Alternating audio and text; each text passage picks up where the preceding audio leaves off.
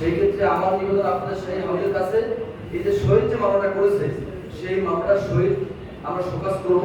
এই শোকাজের জবাব 7 দিনের মধ্যে দিবেন, এর মধ্যে উনি মামলা প্রত্যাহার করে দেবেন। আপনারা যদি সকলে একমত থাকেন তাহলে আপনারা বলেন প্রত্যাহার করাই বাঞ্ছনীয়।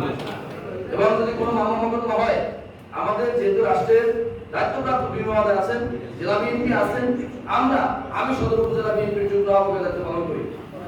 আমরা আলোচনা সাপেক্ষে সামনে কোনো মামলা করলে আমরা সেভাবে আগাবো, কিন্তু এর বাইরে ব্যক্তিগতভাবে কেউ মামলা করবে, সেই মামলা আইনজীবী ফোরাম কেন বিএনপির কোন লোক একমত পোষণ করতে পারে না।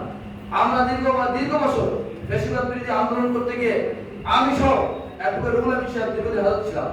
তার মানে এই না যে আমরা আওয়ামী লীগ বা ফ্যাসিস্ট বা তার দোসররা কোনো সুযোগ পেলে আমাদেরকে ভবিষ্যতে আবার ক্ষতি করবে না, এমন চিন্তা আপনারা করবেন না। আপনার পিছনে এখনো কিন্তু দাঁড়িয়ে আছে এমন ভাবে যে কোনো সময় আপনাকে ক্ষতি করার জন্য স্পষ্ট ভূমিকা পালন করবে। আপনারা সেভাবে চিন্তা করবেন, শহীদের মামলাটা শহীদ প্রত্যাহার করে, তাহলে আমরা মানুষের কাছে যে খাটো জায়গাটা গেছে সেখান থেকে কিছুটা উত্তরণ আমাদের হবে। ধন্যবাদ সকলকে।